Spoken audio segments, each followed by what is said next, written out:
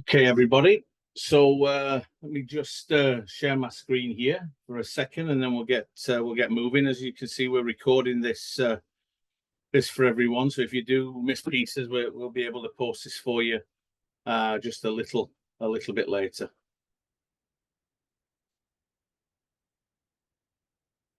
Okay, and Celina, can you see my screen there? Yes. All right, that's good then.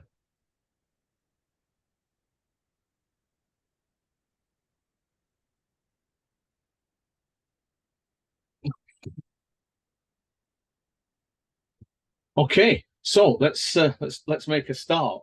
So I'd like to start off with a territorial acknowledgement.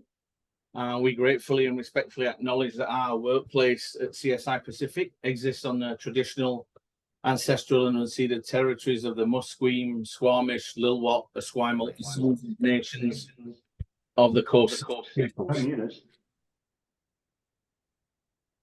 I'm speaking today from Sydney, BC.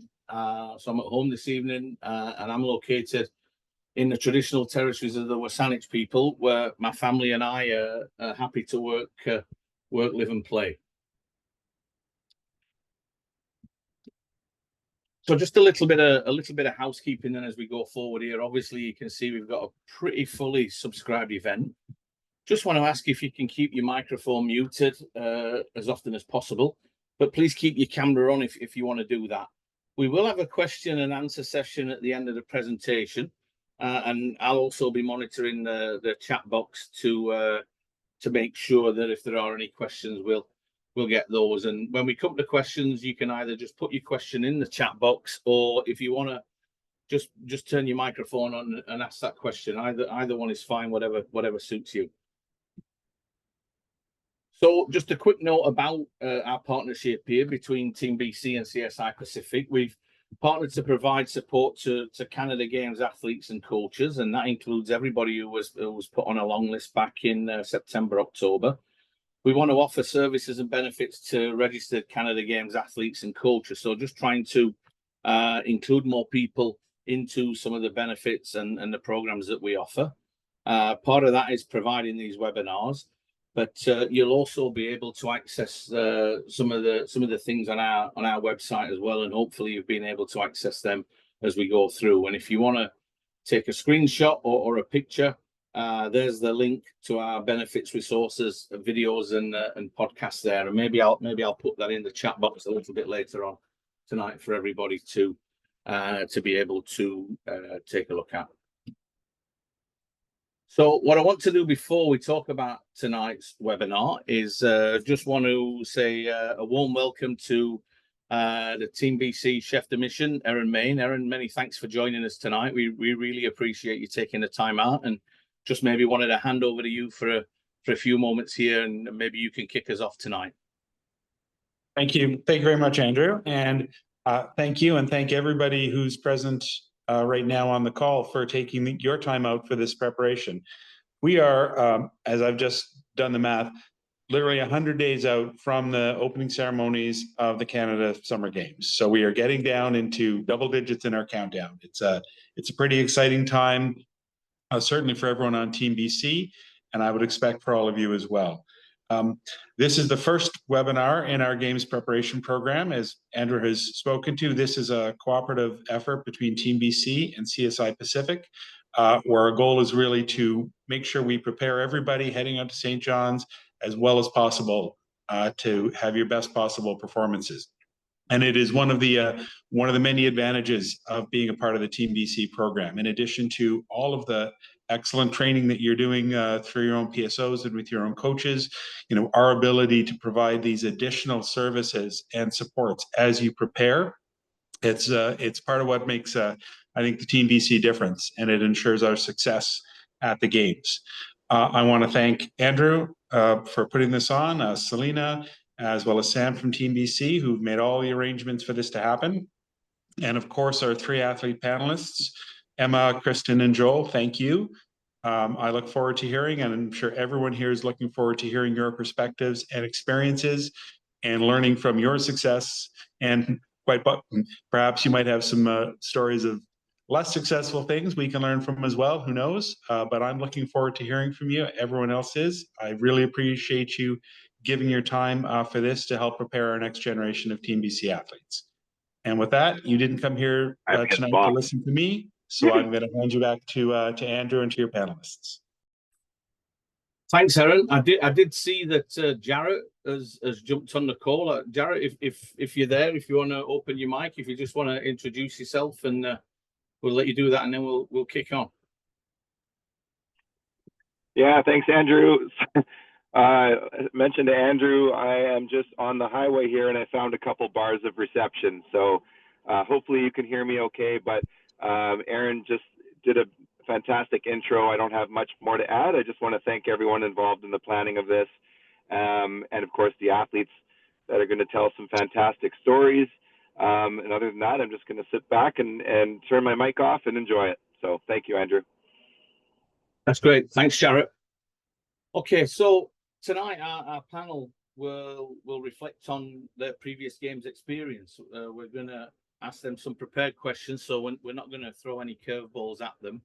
Or maybe we might do, and we might save that for later as a bit of a surprise. And then there will be time for questions from you at the end. And really our hope here is that you'll pick up some useful tips to help you at the games. I remember when we did this a few years ago for the last Summer Games, there was a long discussion about pin swapping. So I'm wondering if we're going to get into that pin swapping discussion again tonight.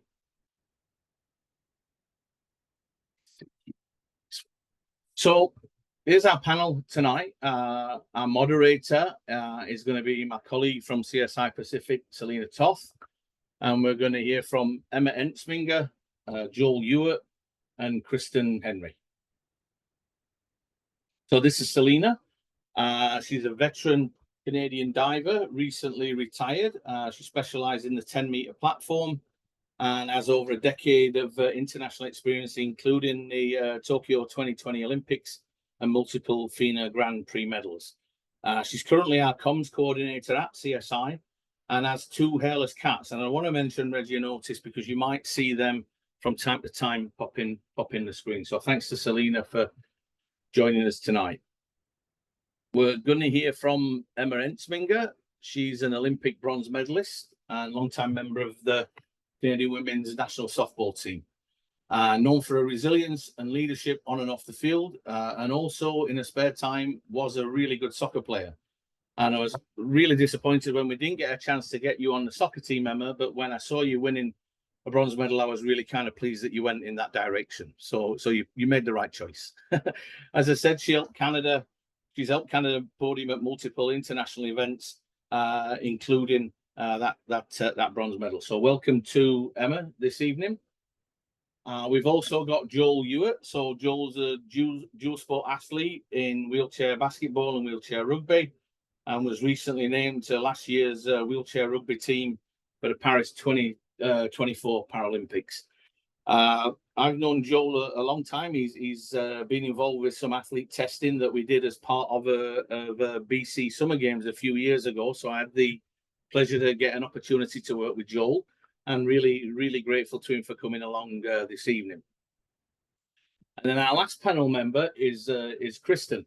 And I'd really like to say that Kristen and I have got this long relationship that I can tell a lot of great stories about, but this is the first time I'm meeting Kristen. So Kristen, as I said, I really want to thank you for joining us this evening.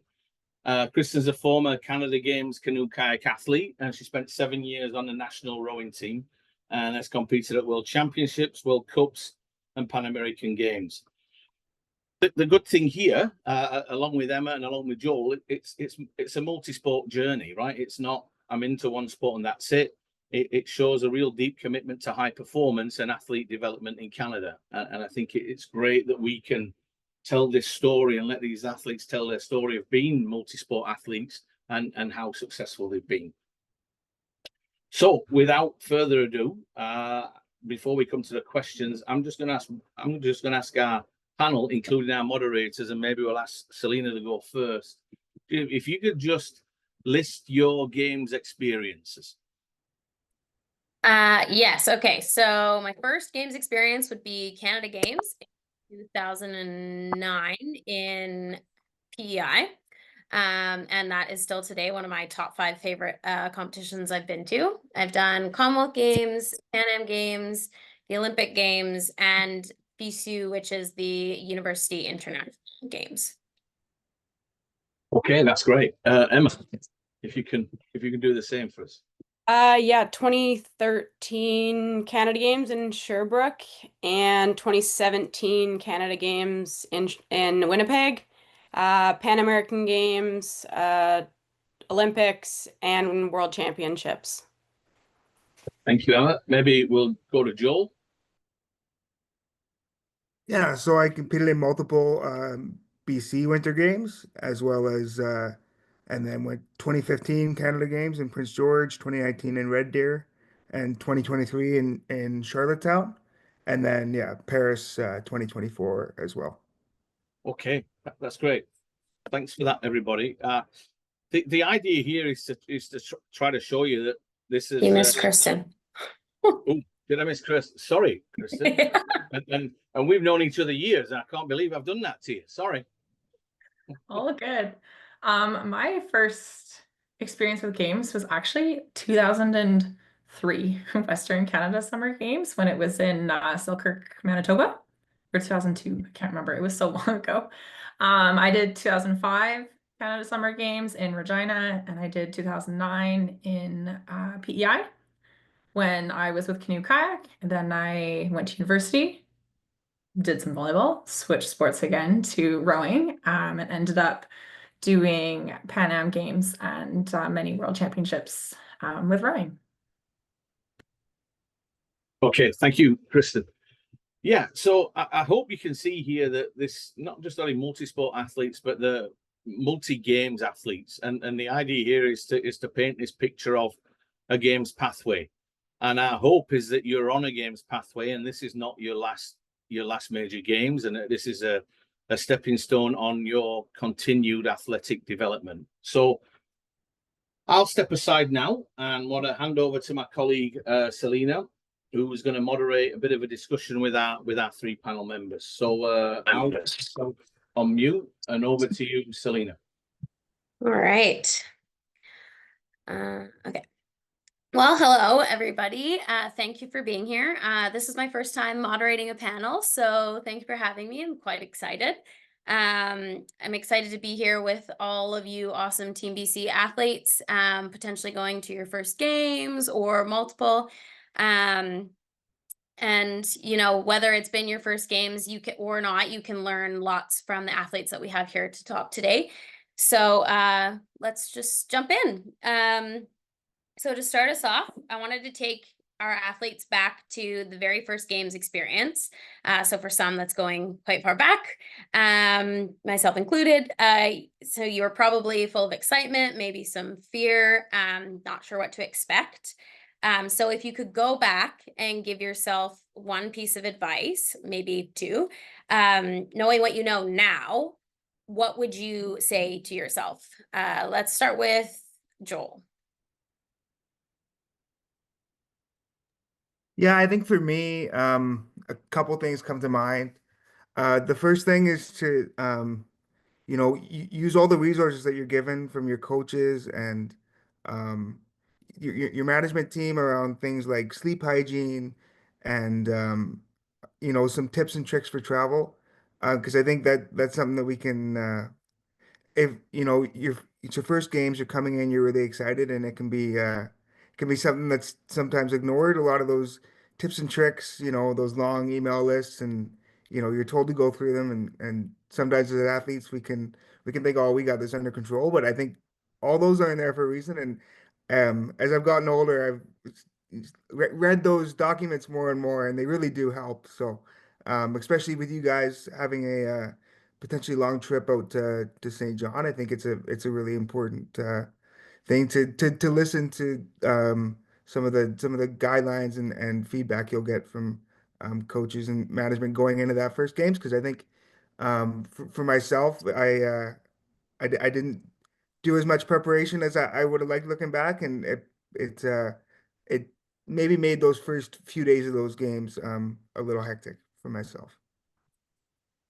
Thinking about that, like with you mentioned sleep hygiene. That's definitely not something that I was also thinking about when I was a much younger athlete. And given that you now travel very far distances and we're going to all the way to the other side of the country, what would you suggest would be like something that these athletes should now be thinking about for like prepping, maybe with the time difference? I know 3 hours is difficult for me. What kind of stuff could they be thinking about sleep wise and nutrition wise going forward? Yeah, maybe just getting that consistent sleep environment that's something you can do like kind of starting now. Like, okay, you know, the games environment can often be a noisy one. You're in a room with, six other people, you're in bunk beds.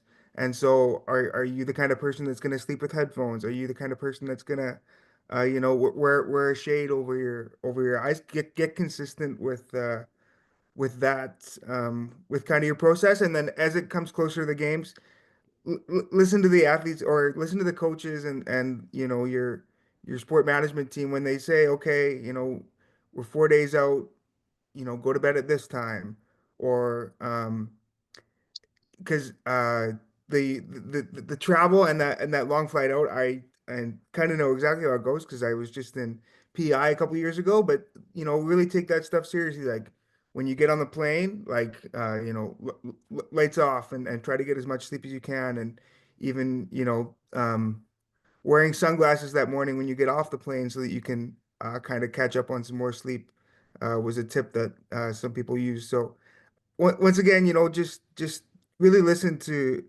if they're telling you, okay, go to bed a few hours early, kind of in those days leading up, try to really adjust your sleep schedule because I've made a lot of trips, a lot of long trips, and I want to say PI was maybe the first one where I actually fully listened, and it made the world of a difference. And in short events like Canada Games when there's not a lot of prep time before it's time to get going. It's the more days that you can the more days that you can feel on top of things, the better.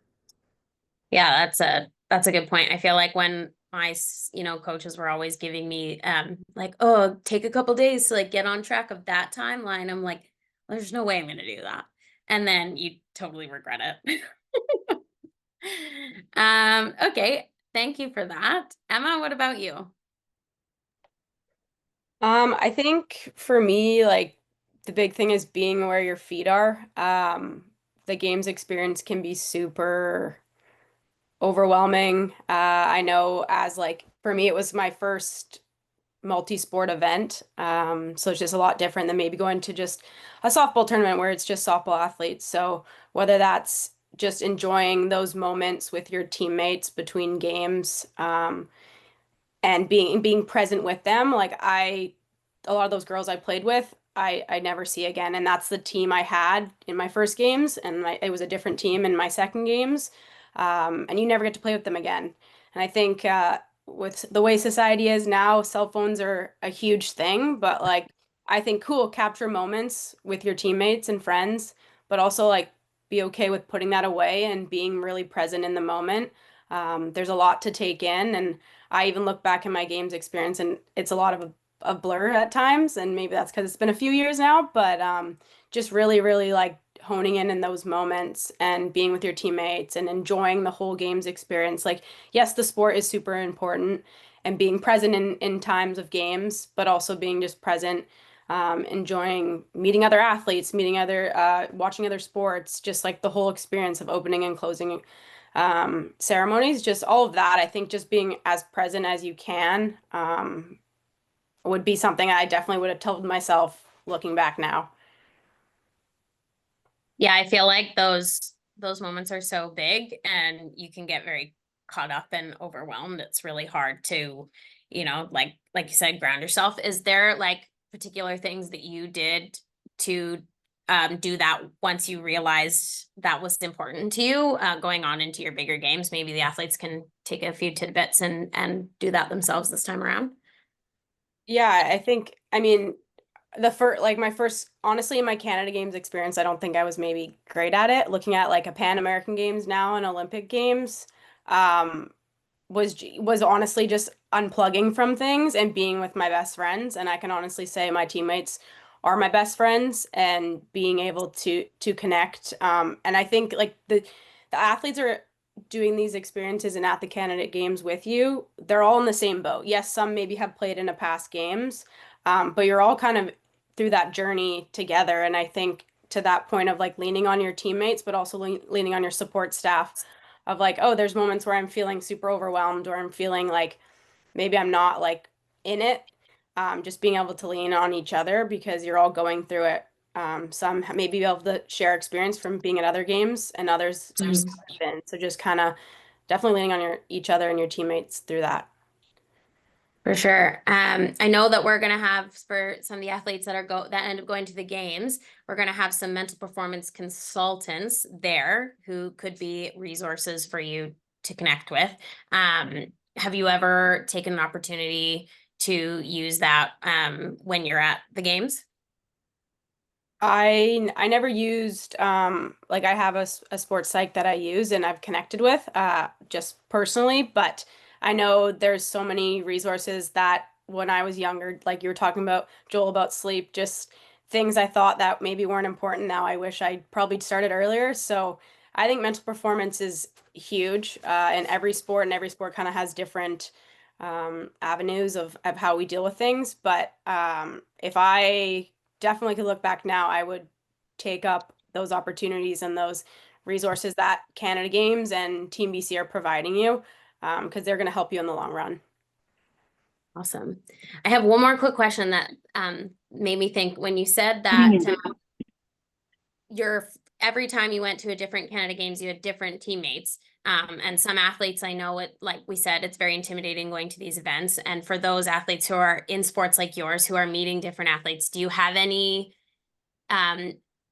tidbits for, that's probably the word I'm going to be using all night, for athletes who maybe are a little bit more shy and uncomfortable meeting their teammates and getting more comfortable, or meeting athletes from other sports on how to like be more comfortable doing that? I mean, I'm going to bring up pin trading just because I think that's such an easy and I know Andrew's going to laugh about that, but I think it's a really easy way to connect with people, and just like randomly go up to them like, hey, do you have pins to trade?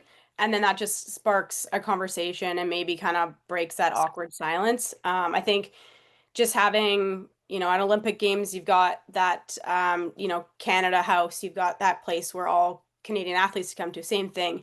Team BC has their spots where they can connect. And I think just being able to kind of get outside your comfort zone by like trying to go to those different events that are offered to connect people.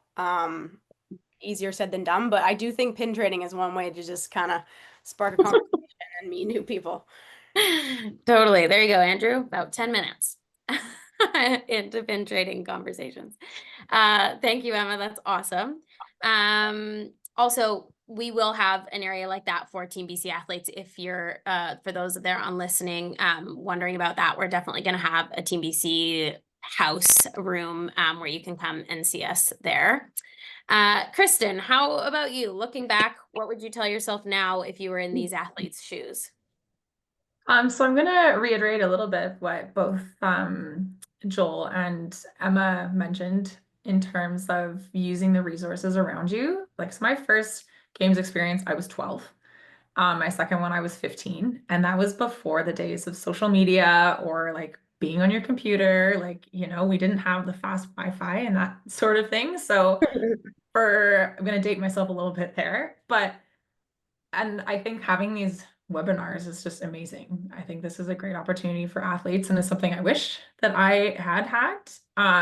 But in place of that, I think what I wish maybe I had done more was to lean on some of those senior athletes who had been to games before, like learn the processes, or like, what is accreditation? As a 12-year-old, 15-year-old kid, like that stuff was all new, and like just saw the logistical pieces and prepping. And because I was so young, it was also one of the first times that I was further from home. I think that was the furthest I had competed. So leaning on those older athletes who had done this before was really helpful, and like use them as role models and a little bit of a mentor in that way. And again, just like using the resources you have around you. Totally. I think that's we have such a great opportunity with social media for that, for these athletes. You know, like you can go on your national team's Instagram page and find other athletes, and if you're comfortable enough reaching out to them and asking them, I think that's so cool. I didn't have that either. We went to the same Canada Games back in 2009. Can't believe I didn't meet you there. But given that it's not often that you find many athletes that get to do multiple Canada Games because it's such a short age range, and they only happen every 4 years. So what was something that you learned from your first games that you brought to your second games at such a young age? I think like the biggest change and like the biggest things that I remember was being a pretty like young introverted kid at my first games and not really using that as a opportunity to go out and meet other athletes or go watch other games and cheer them on. And I really made sure that I did an effort or put in the effort to do that in 2009, and just like going to support other Team BC athletes. Like we went to so many volleyball games. Ultimately, that's what ended me up rowing, was meeting people at that game. You know, it was a girl I was cheering on. We went to the same university. We sat in the same class. I went and joined the volleyball team at university and then went to rowing because they were outside the gym, you know, like, so it was one of those things. That's so like, cool. If I had not done that and not gone to cheer on teams, I wouldn't have created these networks or opportunities that got me to where I am today.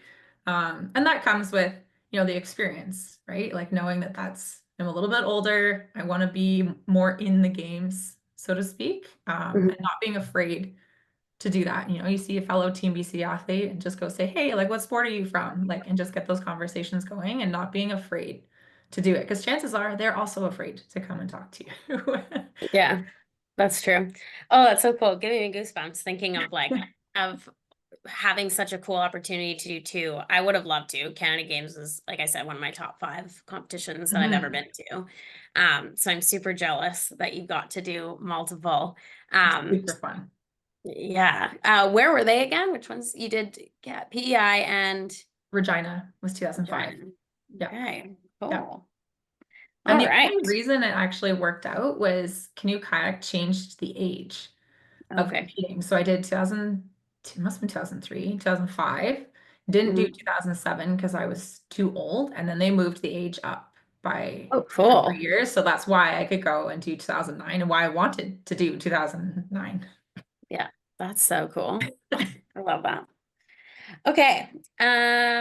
Well, that's great advice. Thank you, you three. Let's shift now a little bit to missed opportunities. So we've talked about these great things that we've learned from the first time.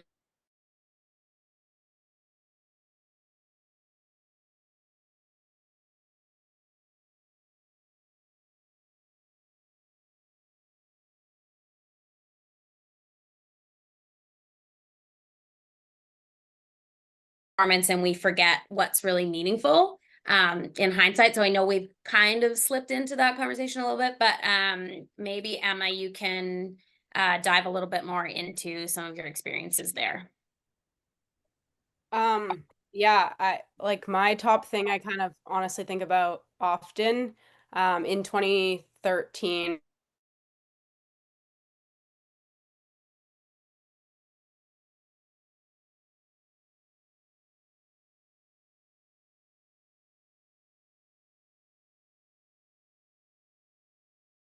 attached myself to those people and was like, I'm just gonna spend my time with the people that I'm comfortable with.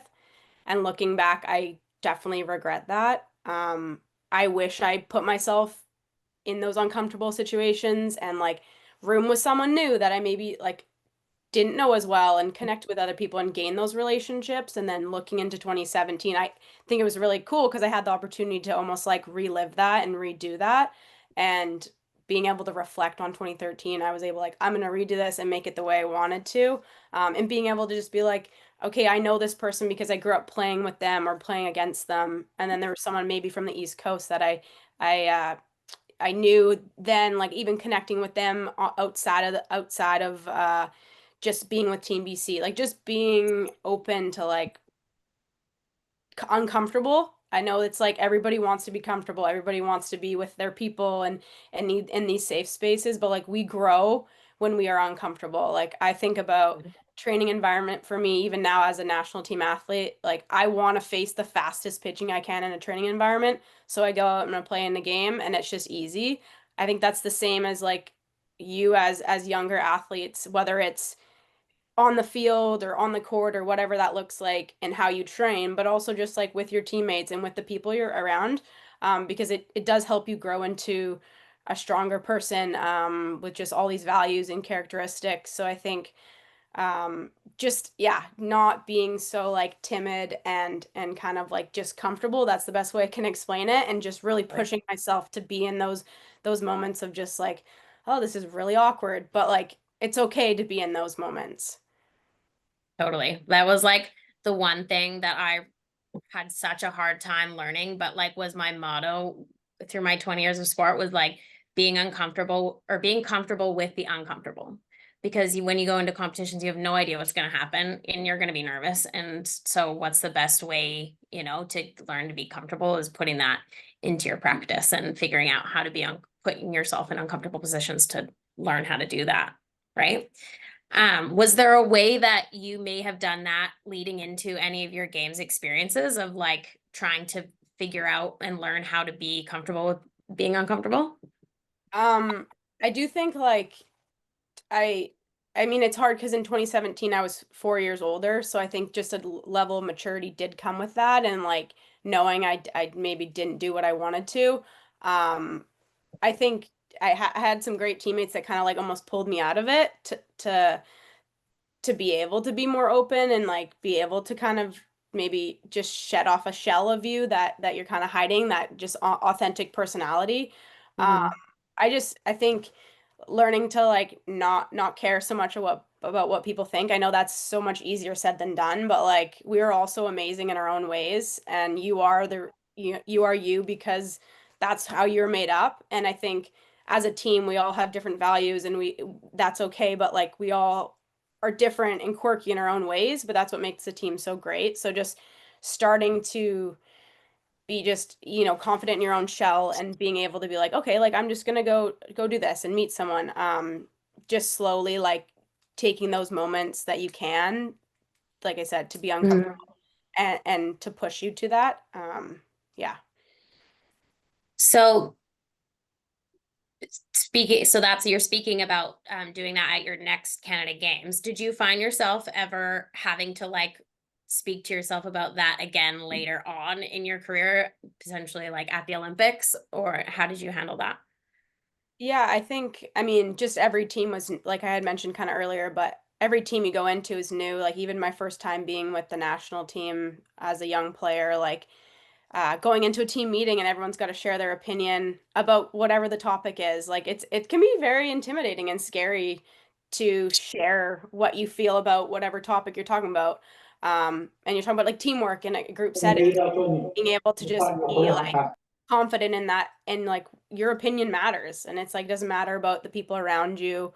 And whether they're, I played with girls that are 10 years older than me, and you're like, oh gosh, what are they going to think about what I said? Like just be confident in what you're saying, and that comes across so great to people. And you deserve to be heard. So I think definitely it's kind of come full circle, and now back to like being more of a veteran on the national team.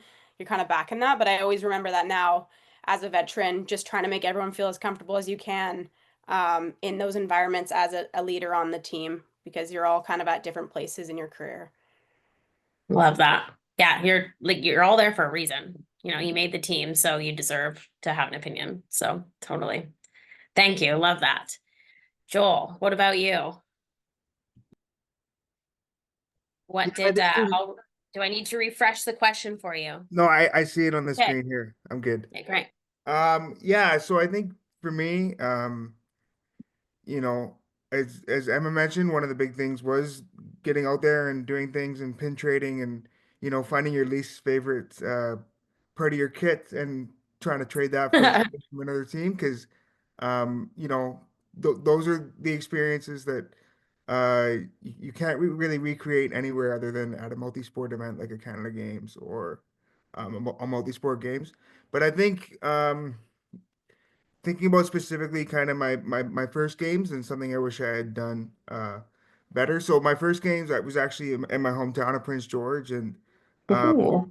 so some of my feedback would just be that it's a short games, and like we've kind of all been discussing, it's um, there's so many things going on, and there's so many unique experiences that you're going to get over the time that you're there that um, it's really important to have a short memory when you're at the games in terms of competing. And so, you know, Mm. because it's usually a pretty tight schedule. You're maybe a little more condensed than usual. You're playing a few more games than you might over just a regular tournament. And so I think it's that much more important at a multi-sport games to like play the game, debrief it afterwards, but move on. Either whether that's moving on to your next game or moving on to okay, we're gonna go watch squash together and have a good time there. And so I think being able to being able to reset quickly and condense games like this where there's a lot of things going on and if you were to just sit there and ruminate kind of on a bad performance or a misplay, you're gonna not only gonna miss out on that might not only harm your performance in your next game, but also might draw back from all the wonderful things that a Canada Games has to offer. And Totally. for myself, I was able to use that pretty well because in at the Paralympics, the wheelchair rugby schedule, we played 5 games in 5 days, and we Oh, really don't do that anywhere else. So to be able to have a experience in a multi-sport games where you are kind of playing back to back to back in a condensed schedule, it was something I was really able to lean on.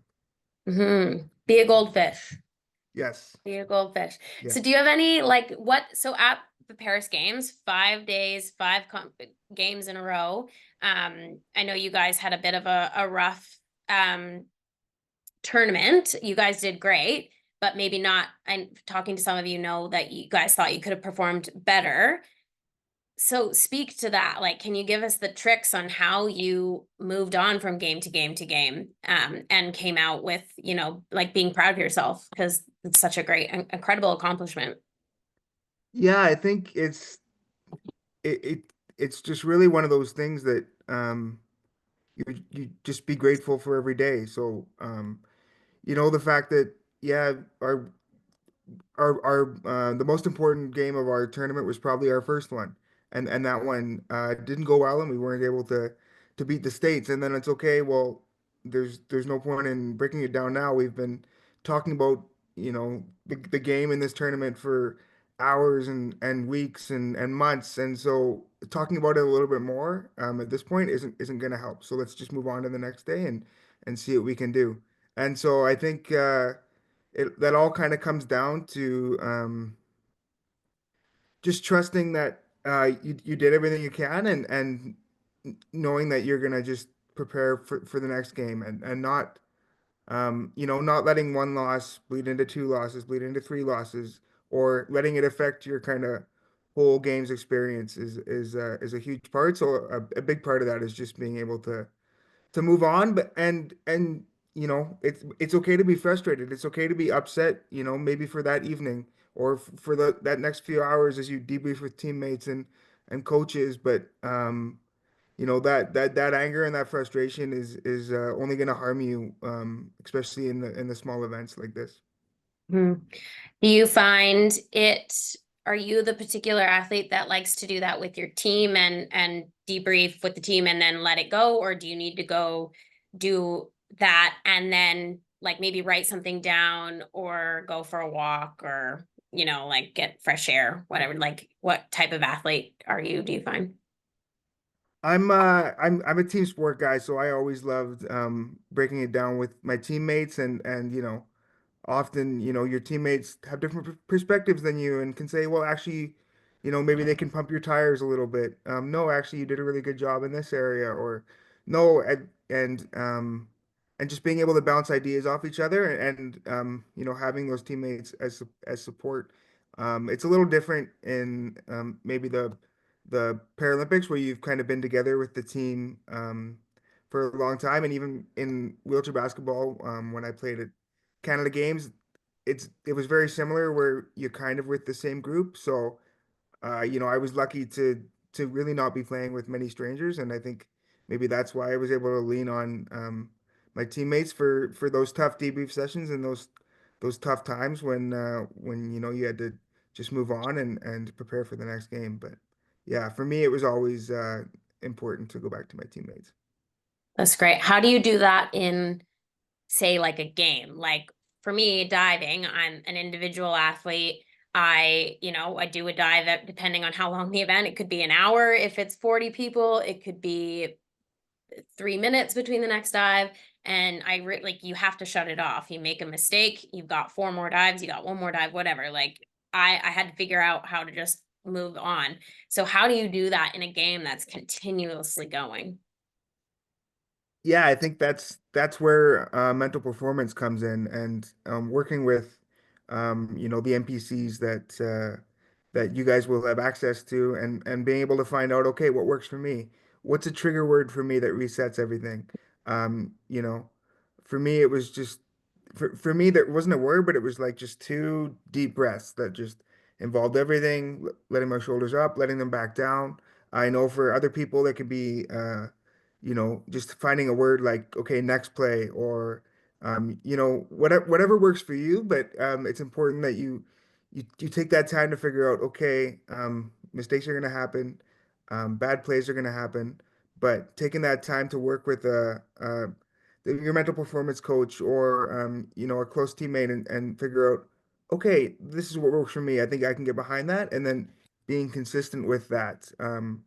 With that message to yourself leading up to the games, because then by the time it comes time to use that refocus or uh, reset action or phrase, you're able to just do it, and it feels normal.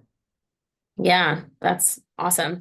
And good, like kind of linking that back to what we were talking about earlier, and like practicing that ahead of time with, thinking about the sleep now. These athletes can be practicing that now in their training and figuring out how to learn that. So when they go into the competition, it's not new territory, at the games. Great. Thank you. Kristen, what's something that you wish, or that sorry, you didn't do that you wish you had done? Yeah, so my first thought is on my 2009 Canada Summer Games. I think because that one's a little bit more recent and I had time to absorb a lot more of what was happening. I was in canoe kayak for that games, which is an outdoor sport that is affected by weather, and that if it got affected by a hurricane in 2000. No. And I remember rowing having like the perfect week. It was beautiful and sunny, and we went from preparing for a summer games to having to go find like toques and mittens. Racing got delayed. It got canceled the first day, got canceled the second day, and we were in this like limbo position of they have to get racing in. What's going to happen? The conditions, like people were sinking in the conditions. Oh my Like God. races weren't being finished. And that is something that I really, really wish that I had access to, or knew that there was like a sports psych available or a mental performance consultant available, because I think that, truthfully, I did not perform very well in that games compared to 2005. And I think that looking back, if I knew those resources had been available, or like, I don't even know what it was in 2009. Yeah. For that type of resource, I really do think that it would have made a big difference in terms of like the coping skills around, like that was some of the biggest delays, and they didn't know whether they could even continue the races or whether they'd have to shorten the races or what they would do. And there was a lot of external variables, but on top of the fact that it was a multi-sport games and you had variables everywhere that were outside your comfort zone. So that's something looking back, like that sticks out so much for me, is wishing that I had that mental support to help basically cope with the chaos that seemed to be happening with an outdoor sport. Totally. I feel like that's something it happens in Yeah. every outdoor sport all the time, and you never think about it. So Yeah. again, being comfortable in the uncomfortable and unexpected, how did you handle that? Not very well at the time. I don't can be too real. But I think it was one of those things where I remember just trying to tell myself, everyone is in the same position right now. Nobody knows when we're racing. No one is used to racing in these sort of conditions. We're all like, this is gonna sound silly, but like all in the same boat. But like we were, like everyone was dealing with the same conditions. No one knew what was happening. And I just kept telling myself that I wasn't alone. A lot of people were feeling this, and that was okay. But I wish that I had had some skills that I knew how to use to like turn it around mentally. So is there any skills that you like learned in that competition or those races that like helped you further on in your career? Like you won a medal at Pan Am Games, and like I see those pictures, like it looked beautiful, but like I know, you don't know what the water is going to be like. Or it could, get a crab, is that what it's called, or something like that. Like is there anything that you learned from that experience, or any experience, or your first experience in bad weather to help you in the future? I think a big part of it for me was just communicating how I was feeling. And like, even in the pair that I raced in Pan Am's, I would just remember very distinctly being like talking to each other in terms of how we're feeling. Like, if my partner was like, oh, I'm not so sure, it's like, okay, like this is why we should feel okay. Like we've done the work, we've done this. And like, it was learning to communicate how I was feeling with the people in the boat. But also I had a good relationship with my canoe kayak coach at the time, that I could go and have a conversation with her as well. So there were people that I could go to and communicate with. And that's something that I feel like, because I came from team sport to team sport to team sport, that there's a reason why I went team sport to team sport, because I do like the team dynamic and being able to talk to your teammates and work through things together. And like, that's how you build a strong dynamic, both on and off the water. Like whether it was kayak or rowing or like even volleyball, like on and off the court, like everything comes down to communicating and supporting your teammates, and whether they're on an up or a down sort of day. How did we get a group of all team athletes and I'm the odd one out here with individual sport? Okay, so on that note, maybe I'll go through all of you. Kristen, what would you give advice for those who don't have teammates?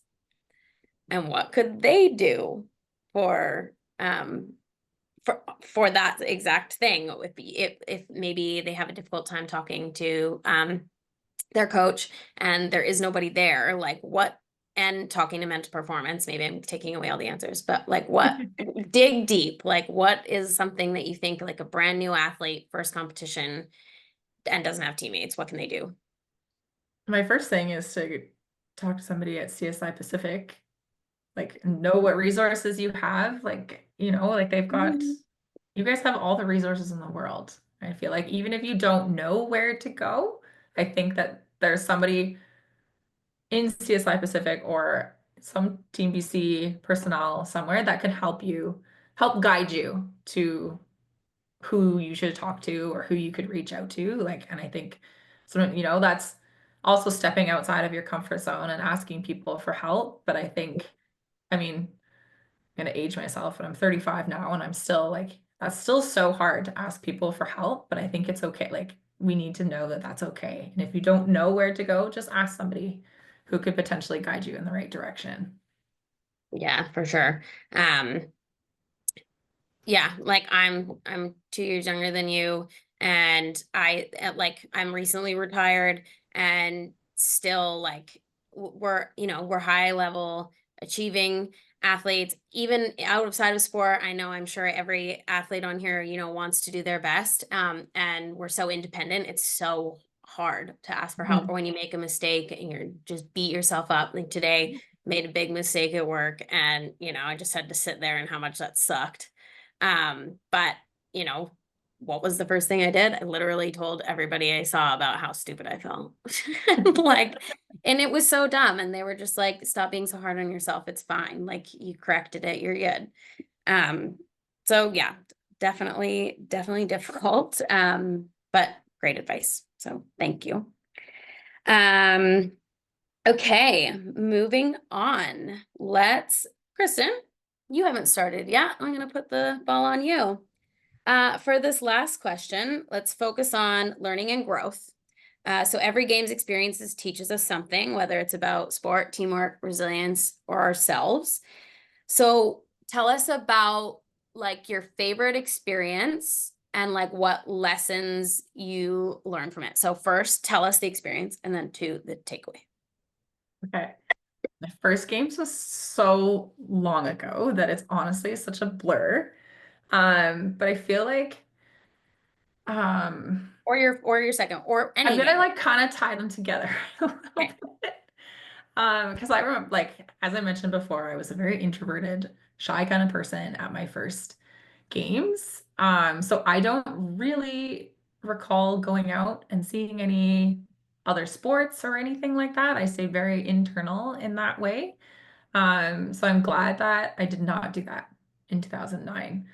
And I think one of the biggest things that I remember is going to the volleyball game and cheering on other Team BC athletes. Like none of the like, yes, I remember the the canoe kayak stuff. Like I attribute that a little bit with the chaos that was happening with the weather. And so I just remember having so much fun. I think we went as a whole team to go cheer on the Team BC athletes and just that whole environment. Like it was just so exciting. Everyone was so loud and just pumping each other up. And like, it didn't matter what sport you were in, all the Team BC people were all cheering for Team BC, which I thought was super, super cool.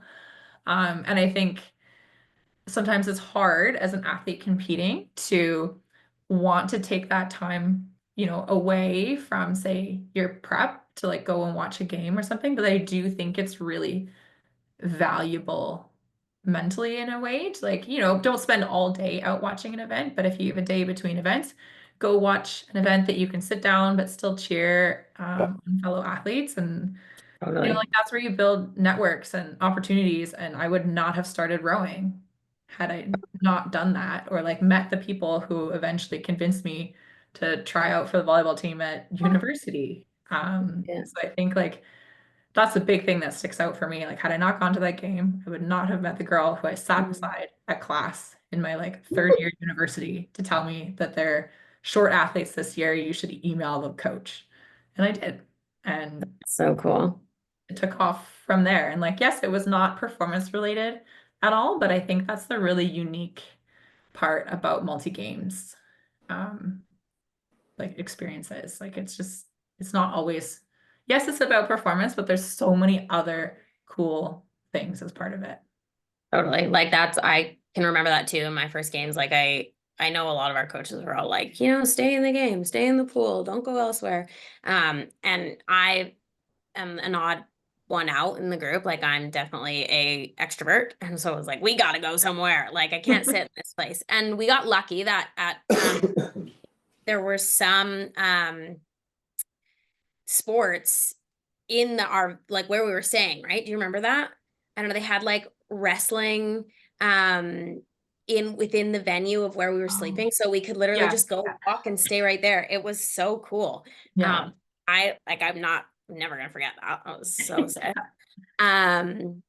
But yeah, like, and then I definitely did it again later on at FISU games, like went and saw one of my best friends that I met through Athletes Can, a water polo tournament, and went by myself and met others. Yeah, those are like, and I still remember those of the weird things and disappointment and everything. Those are the moments that I remember. While I have you, I want to know, this may not be related, but how, like, did you switch from, like, we know how you switch from canoe kayak to volleyball. So how did you switch from volleyball to rowing? So yeah, I had stepped away from canoe kayak to finish university because it was not a varsity sport. So I was like, oh, we'll go play a varsity sport because, we're all overachiever athletes over here. I'm sure all of you on this call are.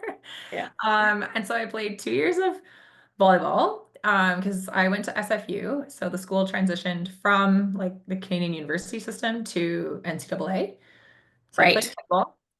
Practices were at 6 a.m. and the rowing team practiced in the gym outside. like in the hallway outside the gym. And the coach had seen me so many times. It's like, you're not really built like a volleyball player. I am not. I have the height. I do not have the stature of a volleyball player.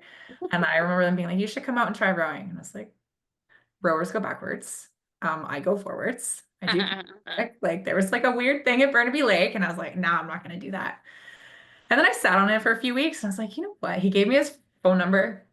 I was like, maybe I'll give him a call. Maybe I'll try it. And I went down to the lake like the next week to try it, and it was a junior men's quad leaving for world championships less than 48 hours later. They're like, oh, just go sit in this person's seat in the boat and go for a row. I was like, what? And I hopped in the boat, and it was the best feeling ever. I had a blast. There was no turning back after that. So I finished up that year of volleyball. So I did both sports for a while in university. And then I didn't actually play out my senior year of volleyball. I switched to rowing, raced. So I finished my volleyball in spring of 2012. Okay. Played to rowing in 2012, attended national championships November of 2012, medaled, and then ended up getting invited to the national team that January. So I That's just amazing. took every opportunity that came my way. And that's my biggest piece of advice to anybody anywhere. It's like, you have opportunities, take them. Just always take whatever opportunity is there, because you never know where it will lead you. Totally. Love that. Thank you so much for sharing that. Okay. What is your biggest takeaway and experience, Joel, from either of your games? Because I feel like all three of you have done multiple games too. Okay. Anyways, either games, whatever you like, tell us your most favorite experience. Give me the details. I want goosebumps and your takeaway. Yeah, I think for me, it was probably winning the gold medal in 2023 in PI, having been to two previous ones where I kind of worked my way up.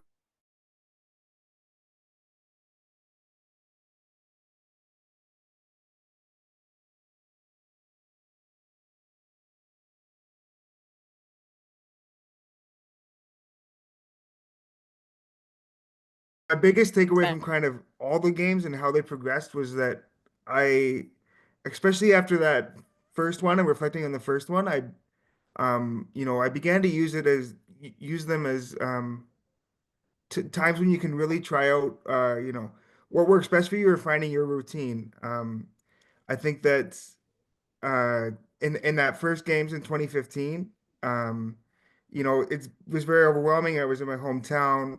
I don't know if many of you know, Hometown hero. but you go to the you go to the food hall, and for the first time kind of ever, there's like any food you can think of. I remember in Prince George there was a 24-hour pizza bar, Oh my and gosh. my daughter made some good decisions around that pizza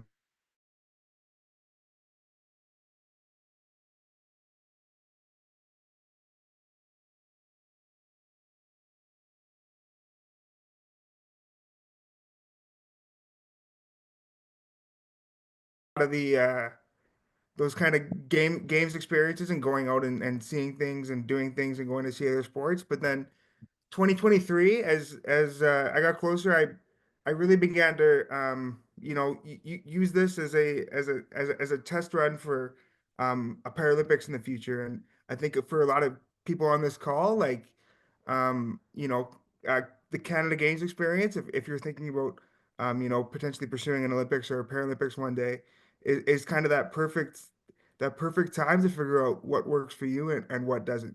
So I in 2023 I was still able to enjoy some of the things that Canada Games had to offer, like going to watch other sports. I broke the etiquette of a squash audience. Apparently, you're not supposed to cheer all the time, but nobody kind of told our team that, and that was one of the biggest experiences I had. But I think for me, it was my ability to kind of turn things off and turn things on when game day came around. When game day came around, I was focused. I was there for one reason. I was able to really execute and kind of have that high performance mindset, while still being able to, on my off days, on that off time, enjoy the village, enjoy the you know, different experiences. And also I was able to kind of practice some self-control. Like, okay, there's all these things I can do. There's all these things I can eat at the buffet, but like, you know, I need to use this as a opportunity to kind of practice self-discipline and finding a routine. And I think, you know, looking back on all three of my games experiences, I was able to kind of grow with each one um, um, really take away the key learning of finding what worked for myself and finding a routine and being able to translate that into Paris, because the buffets were even bigger in Paris, but I was I able was just, yeah, I I was was able to gonna have a little say, bit more self-control. okay, but what didn't you have self-control on? Please tell me it was not the muffins. In Paris, Yeah, I want to know, like, what was the other, and we all saw the muffins, but what was like your thing that you had no self-control on? There's got to be something. yeah, it was the halal station. That was like all the like Oh, really good like beef skewers. mm, And I ate a lot of halal because you kind of find what works for you, and yeah, it was, yes. and chocolate muffins. I don't know what you're talking about. Oh, well, with the, I'm when, kidding. oh, I know all about the chocolate okay, I'm the muffins. most Yeah, gullible. Okay, maybe maybe too much about the chocolate muffins, but I was actually only able. I had one because it was like the cool thing to do when I got had there, to. and then I had one when I left, and Okay, that's good. I don't think 15-year-old Joe would have made the same decision in Prince George if there was chocolate muffins. So um, That's true. yeah. Um, yeah, your point there, like saying like this is your opportunity to like think about, you know, long term for you as an athlete, like this is literally the blueprint of the Olympics.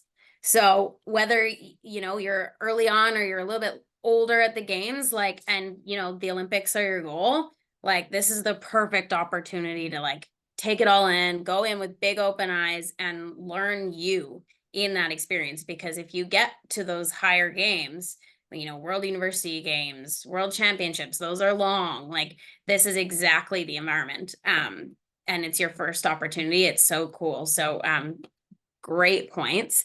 I had another question for you and now it's slipped my mind. But I'll give you my, in Tokyo, my thing that I could not live without was deep fried cheese. Did you guys have that in Paris? No, I wish though. Oh my After the gosh. game anyway, I wish. But yeah. Deep fried cheese. It was just like Oh no. every day was a different type of cheese, and I'm just obsessed. So thank God I'm not lactose intolerant, but that was You guys good. have that deep fried cheese into the athletes village. I know. Yeah. Well, That's kind before of their fault. That's not your fault. they used to have McDonald's, which I'm so glad that they didn't because that could have been bad for a lot of people.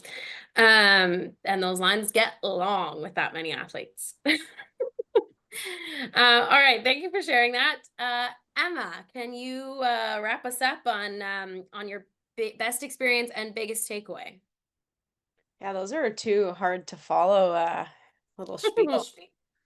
I mean, I was fortunate to win gold at both games, and like there's just something about winning gold that like was huge for me. I think, like I mentioned before, and I think it's like kind of a big takeaway, was just my two experiences being the young kid and winning, and maybe having a very different role on the team versus being in my second games also winning gold, but being a leader and a starter. So I think that's kind of a cool thing, because on both of those, like I went away with two medals, and I was just as important on both games and both teams. So I think, I don't know, I think it's something that is maybe not always talked about, but everybody has a spot on the team and a role on the team. And you know, sometimes maybe your role, like for me, it was coming in late in the game for a pinch hit, or you're coming in and you're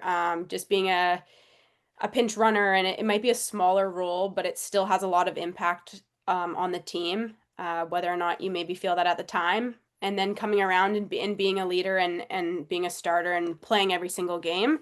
But like everybody matters, and whether it's, I know I can't really speak on individual sports because it's just you and the pool or whatever, but like you are with your teammates, and Totally true. an alternate, whether you're the oldest player or youngest player, like it doesn't matter. You all matter, and it's super important. And I think buying into like this is who I am and my role is super important to the overall like success of the team. And I think when you're younger, it's hard to kind of maybe grasp that, but just like yeah, okay, maybe you're in a smaller role, but doesn't mean you can't be driven to grow that spot and get bigger and get maybe a higher role. But yeah, I think there just was a lot of pride involved with like winning gold, having like we had quite good turnouts for our gold medal games, and just like that was the first time I stood there with like a crowd getting a medal, and like people are chanting and cheering, and you've got that Team BC squad behind you. Like it was like,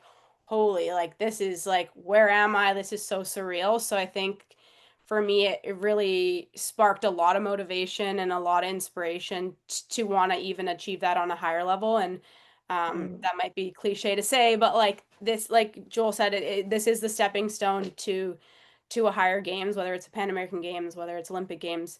It's kind of just mini steps. And for me, it was my first multi-sport game. So just, wow, like that was amazing representing BC. Like I want to now represent Canada on a high stage and kind of just have that feeling. And there's nothing better than just like wearing that Team BC across your chest and feeling so much pride, because I think Team B is absolutely awesome and we crush it with our medals and just everything, and we really make a statement. So I think yeah, there's just so much sense of pride of like where I'm from, whether it's like small Victoria to then now BC to then now Canada.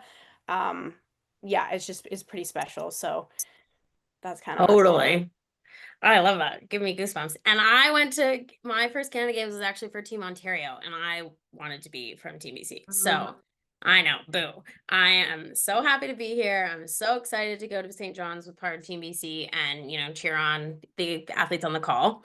And, you know, hear those same experiences you had eventually in the future for all these other athletes.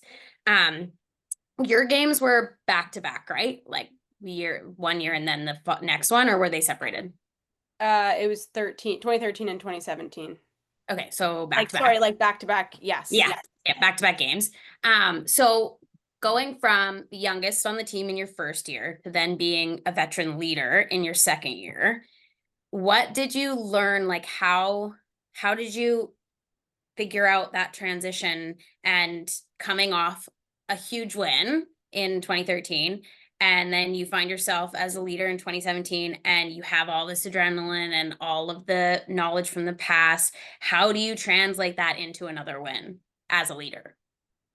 Yeah, I think like I was young and kind of quiet, but I also watched a lot and absorbed a lot, and being able to see how my older teammates held themselves and carried themselves as leaders, as teammates, as athletes was huge for me. I think like there was a lot of there like 4 years, so I think maturity just naturally came. I was able to play with the junior national team within those times, which also just I think gave me more confidence to then play at another games. I got cut from the national team the year of 2017, Oh gosh. which was one of the hardest experiences, but also gave me the opportunity to then go with Team BC and be that leader. So I think it kind of really did spark a bit of like a reality check of like, I'm not where I'm at right now for the national team, but like I still have a really cool opportunity to be a leader and kind of make a difference and just like share as much as I can. So I think there's a lot of like ups and downs throughout those 4 years that helped Totally. motivate me and helped just there was a lot of growth. So I think it kind of all worked out for a reason, being able to compete at that games. But yeah, it just allowed me to be the leader that I wanted to be and kind of help the team in whatever way we could. So what, maybe pass on a piece of advice to those athletes on team sports or who are in individual sports but are finding themselves in a leadership role. What's like the most important thing you can do for your team as a leader? I think one, communication, like Kristen talked about it, like communication is huge. Being able to talk to teammates And I think in order for people to open up and be vulnerable to you, you have to be very vulnerable and like authentic yourself. So I think whatever you ask of others, you must kind of portray yourself. So I think just being like open as much as you can and communicate allows like creates that safe space that everyone feels that they can share and be there. I think is super important. Awesome. Thank you so much for that. This has been such a great conversation. Thank you all, Joel, Kristen, for being on here today. I think takeaways from this, you know, correct me if I'm wrong, but communication, you know, making sure that you are putting yourself out there a little bit, being uncomfortable, meet people, trade pins. That's the easiest way to start a conversation. Make sure you have some to get all the way through the event. If you don't, come find us at the Team BC office. We will have some extra pins for you, I hope. And just soak it all in. Your first games is a big milestone. If this isn't your first games, it's multiple. It's awesome. We're so excited to see you back there. But remember, like, it's not just about the results. We're here to learn and grow, and I hope that you all learn from this. I've had such a blast. Andrew, thank you so much for having me chat with my friends. This is my favorite thing to do, so thank you. Best of luck to everyone, and we'll see you in St. John's in 99 days. Celina, thank you for that. Great job. Just wanted to open it up to the group that are still online. Any questions? I might just go with a question here, and I'm going to go back to my favorite topic, the pins. Which is the best pin you've got? Oh, Joel, you go first.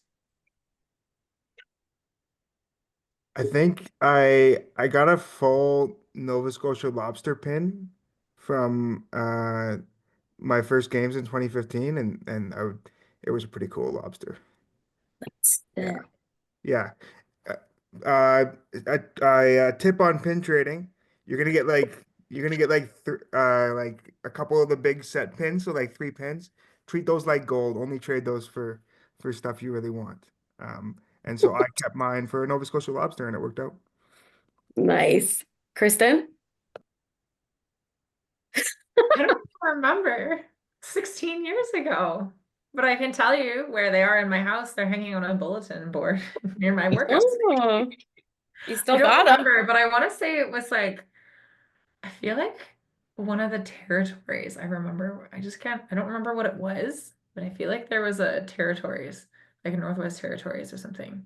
I feel like those always stick out because you don't meet people from there very often. Yeah, I think maybe that's what it is. And I don't know why that one's sticking in my head, but otherwise I don't know. Nice. Emma? I also don't have a favorite, and this sounds bad, but it's also a regret. I wasn't good at pin trading, and I do have some regrets because I see people that have like a framed photo or something up, and then they've got like all their pins they've collected. I'm like, that's sick. I wish I had that. So don't do what I did. I regret it and didn't like think it was as cool as it really is. So.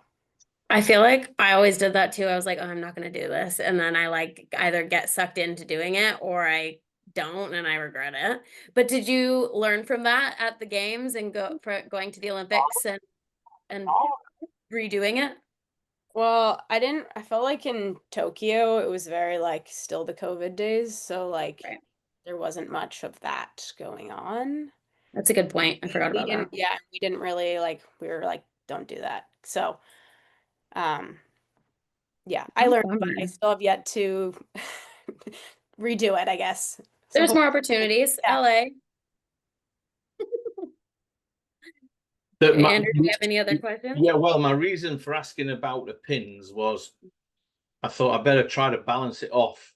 So the only memory is not about the muffins in Paris or the all night at the pizza bar. We will be doing some stuff on nutrition, so that's good. We'll counter that. Joel, I'll make sure that we don't invite you along to that particular webinar.